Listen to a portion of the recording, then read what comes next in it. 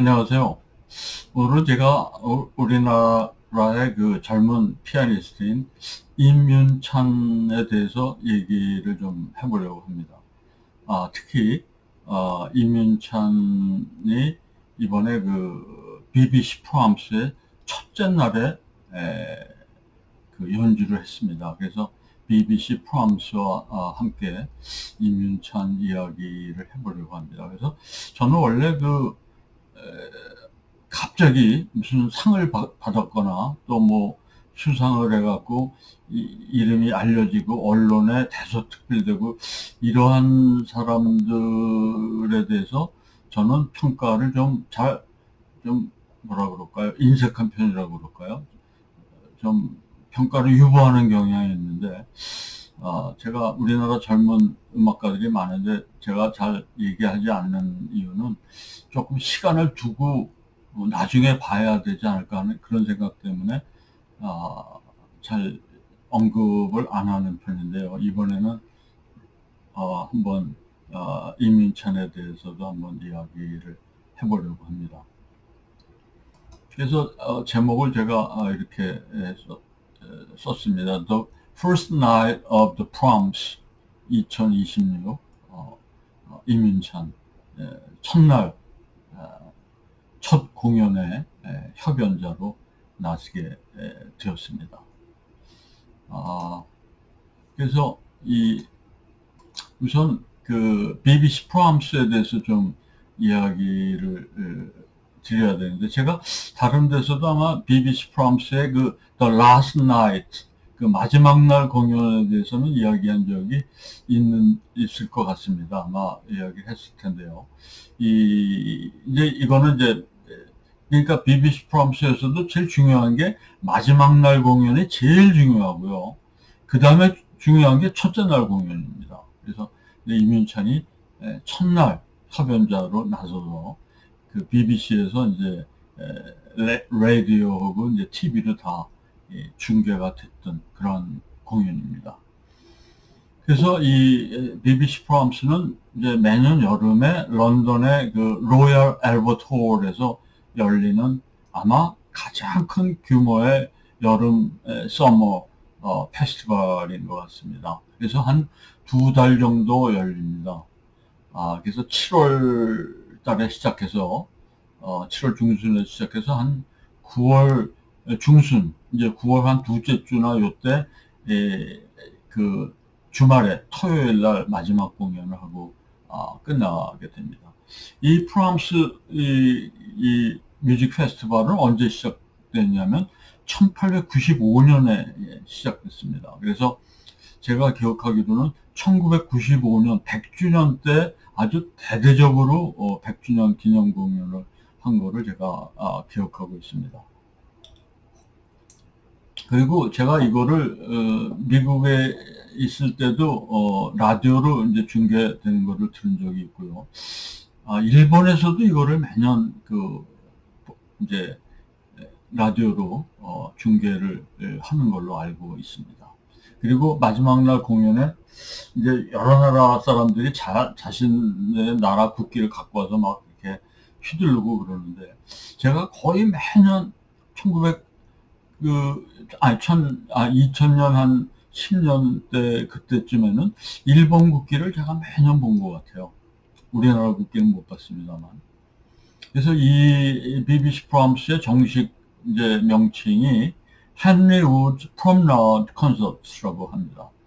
근데 헨리 우드라고 하는 사람이 1895년 영국의 작곡가입니다만 이분이 처음에 시작해서 쭉 이끌어 왔었습니다. 근데 이 프롬나드라고 하는 거는 이 산책한다 이런 뜻 아닙니까? 근데 이게 왜 그러냐면은 로열 알버트 홀은 가운데의 이 공간은 의자가 없습니다. 그냥 서서 보는데요. 스탠딩 에어리어입니다. 그래서 이 공연을 보면서 그때도 사람들이 이렇게 돌아다니면서 공연을 본 거예요.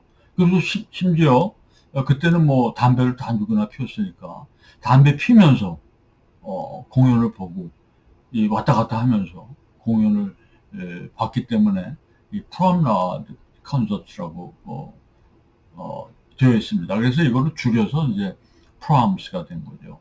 그래서 올해 26년에 이제 프롬 시즌은 7월 17일에서 9월 12일, 아까 제가 말씀드린 대로 9월의 중순의 토요일 날 마지막 공연을 하게 됩니다.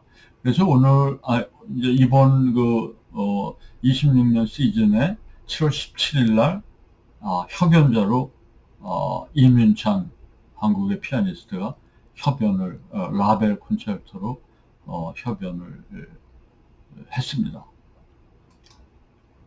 요거가 이제 이 로얄 알버토리죠. 옛날에 그 로마 시대 때 그 경기장을 본따서 만들어서 단지 이제 위에 지붕이 있죠. 그리고 이쪽 앞은 이 반대쪽 면은 이 영국의 런던의 그 하이드 파크와 이렇게 연결이 되어 있습니다. 그래서 이제 하이드 파크로 바로 들어갈 수도 있죠. 굉장히 큰 홀이고 저도 뭐 한 두 번 가봤습니다만 아주 정말 보면 대단한 극장이라고 하는 것을 가보면 알게 됩니다. 그리고 요게 이제 요거는 이제 프람스의 마지막 날 공연입니다. 그래서 제가 아까 말씀드린 대로 사람들이 뭐 자기 나라 국기를 갖고 와서 흔들고 뭐 이렇게 뿔피리도 불고 뭐 휘바람도 불고 아주 정말 시끌벅적한 콘서트입니다. 그래서 여기 보면 이제 그 EU 이제 깃발들이 많이 보이네요. 다른 나라 국기는 별로 안 보이는데 뭐 독일이나 프랑스 국기 무슨 웨일즈 다 국기가 많이 들고 나와서 풍선도 갖고 나오고요. 그런 아주 정말 흥미진진한 재미있는 공연입니다. 요거는 제가 이제 이 프람스의 그 이제 공연의 한 모습인데 제가 왜 저걸 보여드리냐면 저 가운데 그 흉상이 하나 있죠. 저분이 헨리 우드입니다.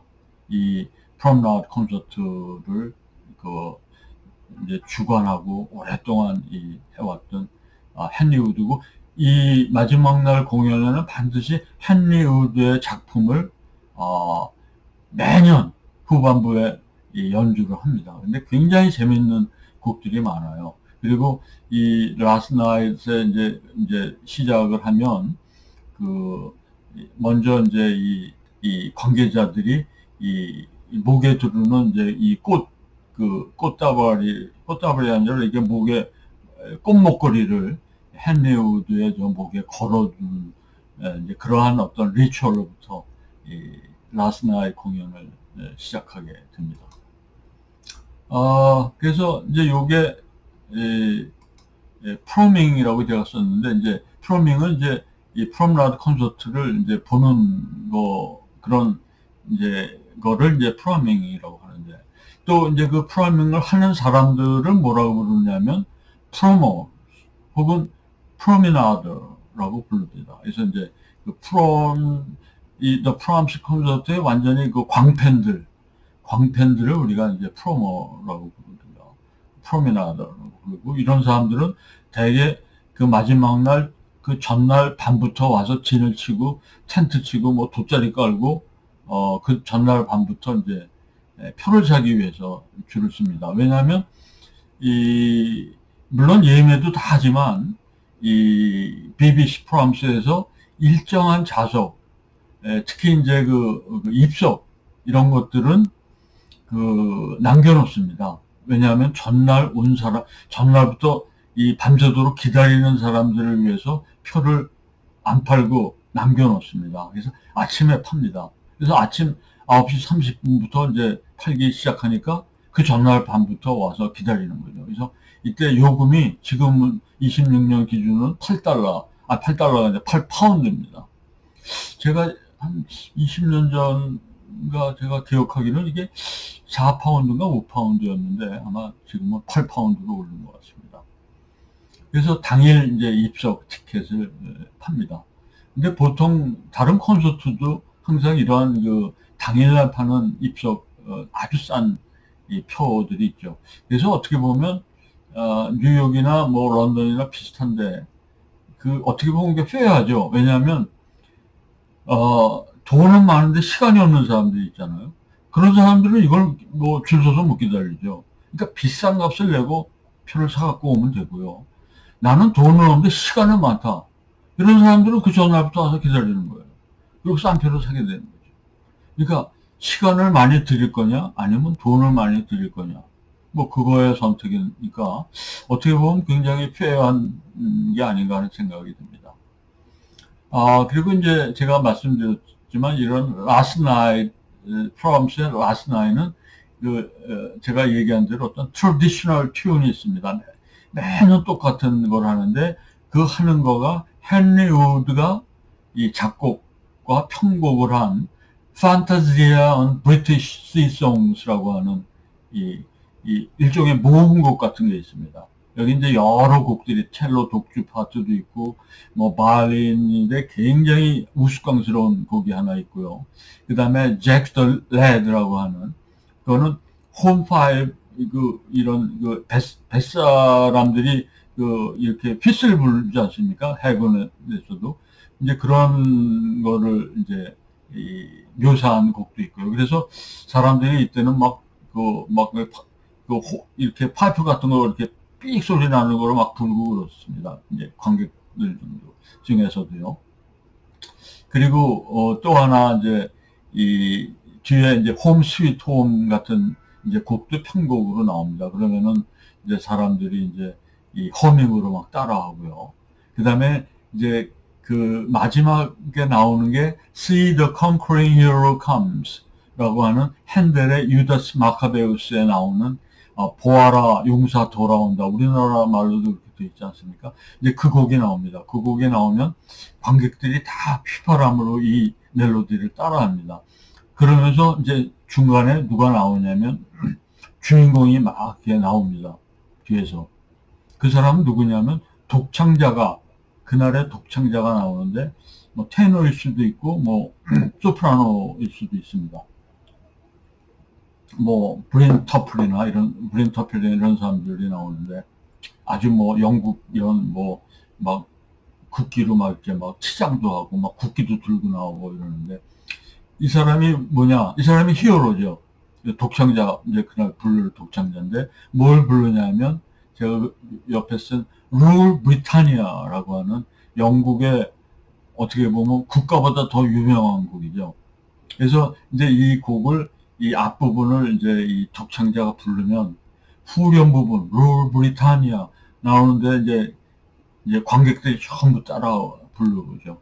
그래서 이제 그게 계속 이제 또 독창 파트가 나오고 그다음에 또 이 후렴부 이 합창이 들어가고 또 독창이 나오고 이렇게 해서 쭉 진행되는 곡이고 근데 그 곡이 끝나면 또 영국의 대표적인 국민 작곡가죠. 엘가가 작곡한 그 위풍당당 행진곡.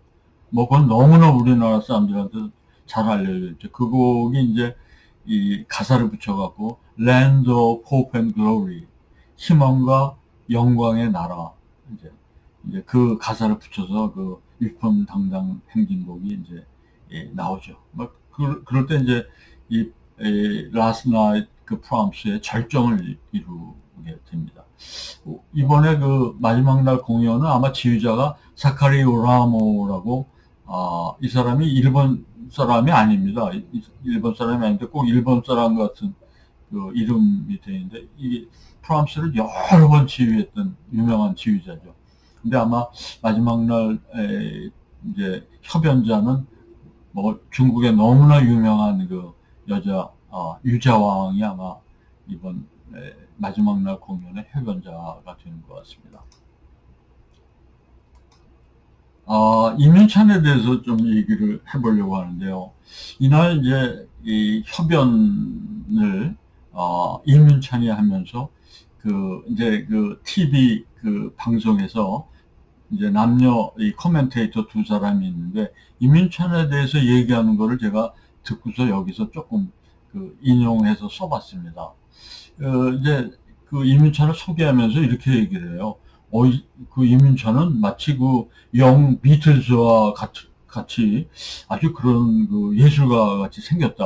뭐 이런 얘기도 하면서 2022년에 이민찬이 드디어 국제무대 데뷔하는 이 키가 됐던 반 클라이번 콩쿠르에서 마지막에 이제 그 협연곡을 이제 라흐마니노프 3번을 협연하는데 그때 지휘자 마린 아르소프라고 여자 지휘자가 있죠.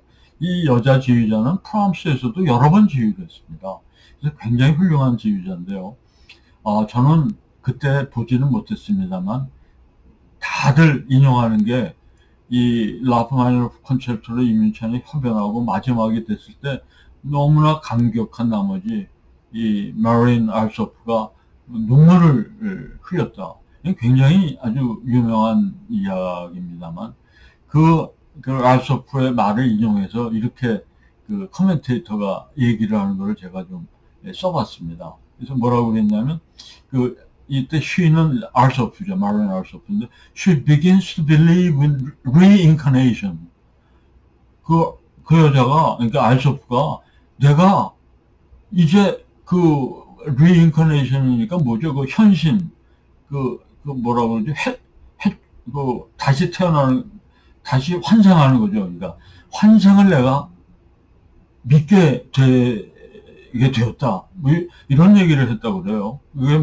그래서 그게 무슨 말인가 봤더니 이 코멘테이터가 쭉 얘기를 하게 This incredibly young man with this unbelievably old soul that the poet in him is timeless. 뭐 이렇게 썼는데 이게 뭐냐면 결국 이 젊은 이 영 피아니스트의 머릿속에는 도대체 어떻게 old soul 아주 시인과 같은 아주 연륜이 깊은 시인의 영혼이 들어있는 것 같은 그런 거를 느꼈다. 이 알소프가 협연을 마치고 아마 다른 좌석에서 아마 이런 얘기를 했던 것 같아요. 그래서 내가 이민찬을 보고 나서 야, 이게 reincarnation이 있는 거구나.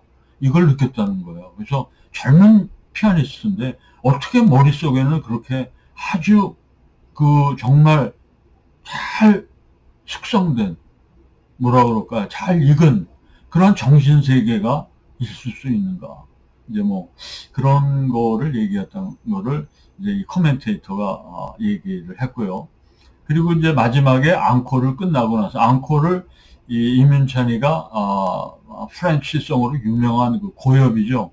Autumn Leaves를 앙콜곡으로 했는데 이렇게 앙콜곡이 끝나고 얘기를 했어요. I love the way he lifted us so high with the concerto and then brought us down to earth with the mellow autumn leaves. 나는 진짜 이 이민찬 연주가 좋은데 그 콘체르토를 연주할 때 우리를 완전히 위로 우리를 부상시키더니 이 아주 아름다운 오텀 리브스로 우리를 다시 땅 위에 내려놓았다. 참 너무나 멋진 코멘트라고 저는 생각이 됐습니다. 이민찬의 연주에 대한 아주 극찬이 아닌가 하는 생각이 들었습니다. 그리고 마지막으로 이제 또 여자 코멘테이터가 한마디 딱 붙인 거가 이런 말을 합니다. A music superstar, totally. 진짜 슈퍼스타네요. 이렇게 코멘트하는 거를 제가 듣고 이제 조금 인용을 해봤습니다. 그래서 이민찬이 정말 대단한 피아니스트라고 하는 거를 제가 그 전까지는 별로 이렇게 두고 봐야지 이렇게만 생각하다가 더 한번 느끼게 됐습니다. 근데 이제 이민찬이 BBC 프랑스에 3번 연속해서 출연을 하게 됐다고 합니다. 그래서 제일 처음에 이제 데뷔 무대는 24년에 우리가 잘 아는 지휘자죠. 바보 예르비, 굉장히 유명한 지휘자죠. 이분과 베이토벤의 황제 협주곡을 협연했고, 물론 당연히 평이 좋아서 그 이듬해에도 역시 초청을 받아서 라흐마니노프 콘체르토를 했다고 합니다. 이건 제가 못 봤는데요. 가즈유키 야마다라고 하는 지휘자인데 제가 잘 모르는데 일본 지휘자인 것 같습니다. 그래서 라흐마니노프를 선별했고 올해 26년에 이 라벨 콘체르토 G 단주를 이 달리아 스타셉스카, 이게 아마 무슨 동구권의 여자 지휘자인데 제가 뭐 처음 들어보는 지휘자입니다. 근데 제가 조금 좀 의아하게 조금 위험하게 본 거가 이 여자가 젊은 여자인데 겉옷을 일본 기모노 풍의 그 유타카 같은 옷을 입고 지휘를 하더라고요. 아주 알록달록한 옷을. 그래서 좀 한국 사람의 입장에서 보기가 조금 좀 왜 저런 옷을 입고 나왔나 뭐 그런 생각은 좀 들었습니다만 뭐 그거야 뭐 개인의 취향이니까 그건 뭐 어쩔 수 없는 거죠. 근데 하여튼 그 여자 지휘자인데 뭐 아마 러시아계인가 아마 그런 것 같습니다. 아마 체코나 제가 잘 모르지만 하여튼 이분과 그 프랑스 첫째 날 공연에 라벨 콘체르토를 연주했는데 정말 제가 느끼기에도 한마디로 굉장히 훌륭한 연주였습니다. 그래서 그 평을 하는데 고도의 집중력으로 마치 나비가 춤을 추듯이 건반위를 미끄러지듯이 날아다녔다. 이러한 그 평을 받았는데 이 평이 지나치지 않다고 저는 느꼈습니다. 근데 이제 이민찬이 런던에서 어떻게 이렇게, 초대를 계속 받을 수 있었는가 보니까 23년에 위그모홀에서 첫 데뷔 공연을 가진 것 같습니다. 그래서 23년에 첫 데뷔 공연이 굉장히 호평을 이어서 매년 위그모홀에서도 공연을 하고 그 이듬해에 이제 24년에 프랑스에서도 초청받아서 협연을 하게 된 것 같습니다. 특히 25년 공연은 이 바하의 그 골드베르크 변주곡으로 극찬을 받았는데 제가 이 이민찬의 그 바하의 골드베르크 변주곡은 제가 들어봤습니다. 처음부터 끝까지. 그런데 정말 남다른 연주였다라고 생각이 됩니다. 내공이 깊고요. 그래서 아마 아까 알소프가 얘기한 것 같은 그런 리인카네이션이 생각할 수도 있겠다라는 생각을 들을 정도로 제가 25년 이 바하의 골드베르크 베리에이션을 듣고 이민찬에 대해서 정말 깊게 한번 생각을 해본 계기가 되었고 올해 다시 확인을 한 셈입니다. 요게 이제 위그모홀의 입구입니다. 런던의 아주 중심부에 있는데 굉장히 아름다운 홀입니다. 저도 여기를 한 두 번 가봤는데 제가 브런치 콘서트도 가보고 근데 마침 제가 그때 브런치 콘서트를 갔을 때 그때 그 우크라이나 사람이었던 것 같은데 제가 이제 그 독주자의 이름을 잊어버렸는데 그분이 바로 바하의 골드베르크 변주곡을 그때 연주한 거를 제가 한번 브런치 콘서트로 제가 들은 적이 있습니다. 그때 그 홀이 너무너무 아름다워서 정말 잊혀지지 않는 연주였기도 합니다. 이 내부에 보시면 내부가 이렇게 생겼는데 정말 아름답고 정말 작은 홀입니다.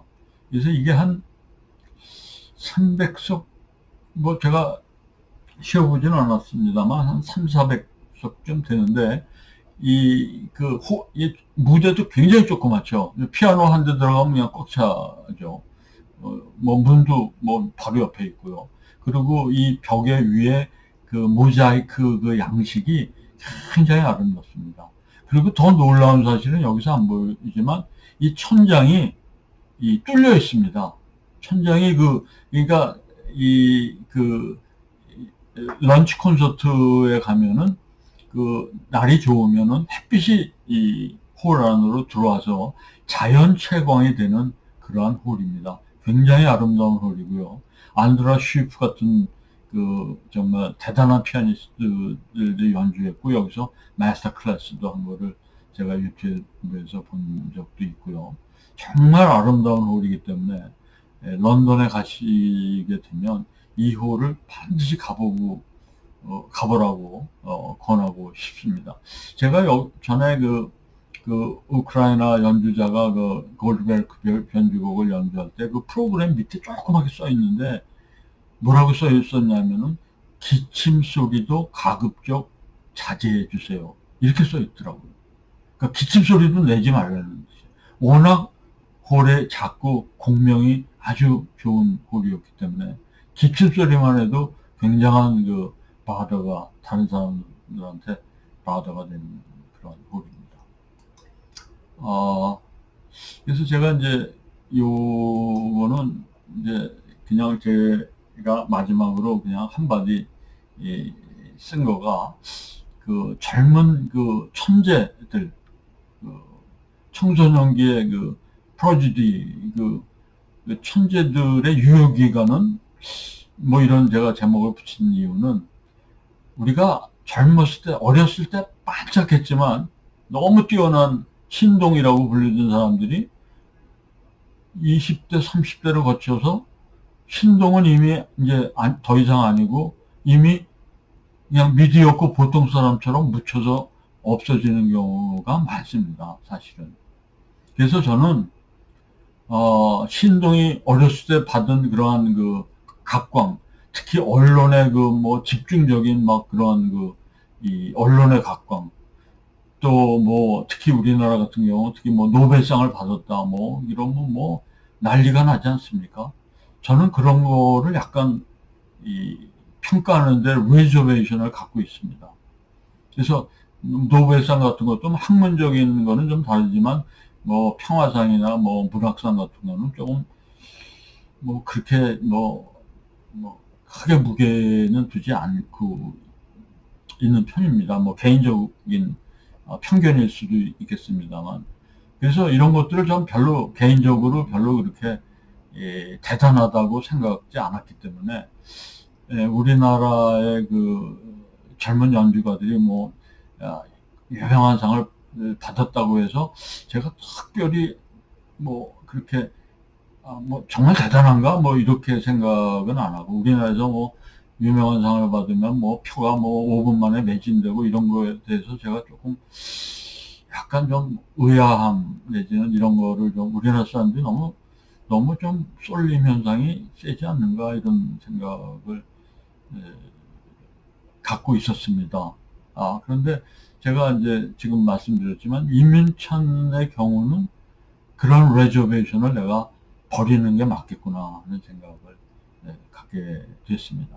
사실 이민찬이 우승한 반 클라이번 콩쿠르를 보시면요, 반 클라이번 콩쿠르이 왜 생겼습니까? 반 클라이번이라고 하는 피아니스트가, 미국의 텍사스 출신의 피아니스트가 제1회 차이콥스키 콩쿠르에서 1등을 했기 때문입니다. 너무너무 대단한 사건이었고, 반 클라이번이 미국에 와서 뉴욕의 피프스 애비뉴에서 카퍼레이드를 했을 정도였습니다. 이거는 어마어마한 사건이었습니다. 그래서 반 클라이번 콩쿠르이 생긴 거기도 하고요. 그런데 반 클라이번 개인의 입장에서 보면 어떻습니까? 그의 연주 생활은 그렇게 오래 가지 않았습니다. 그렇게 연주를 오래 하지 않고 레코딩이나 그런 음반도 별로 없습니다. 그런 걸로 봐서 우리가 조금 너무 젊었을 때 각광을 받는 거는 조금 기다리면서 어떻게 성장하는지 좀 봐야 될 필요가 있지 않은가 생각이 됩니다. 저는 그래서 베스트셀러의 작가도 별로 믿지 않는 편입니다. 아무리 수백만 권이 팔린 그런 작가도 금세 시들어지는 경우가 많습니다. 또 그런 작가의 수백만 부가 팔린 작품이 꼭 정말 좋고 위대한 작품이라는 보장도 없는 거죠. 그래서 결국 고전이라고 하는 것은 작곡가나 작가도 마찬가지고 연주가도 마찬가지인데, 결국은 시간을 이겨내는 사람만이 살아남는 거예요. 그래서 survive time 제가 이렇게 썼습니다. 시간을 이겨내야 됩니다. 시간을 이겨서 결국은 나중까지 살아남고 읽히고 그 연주가 많은 사람들한테 결국은 감명을 주는 이러한 연주가로 살아남아야 결국은 위대한 연주가가 되는 거고 위대한 작가가 되는 게 아닌가 하는 생각이 듭니다. 그런 점에서 이민찬 피아니스트가 앞으로도 정말 그 위대한 연주자로 남게 되기를 저는 개인적으로 바라봅니다. 오늘은 이것으로 마치겠습니다. 감사합니다.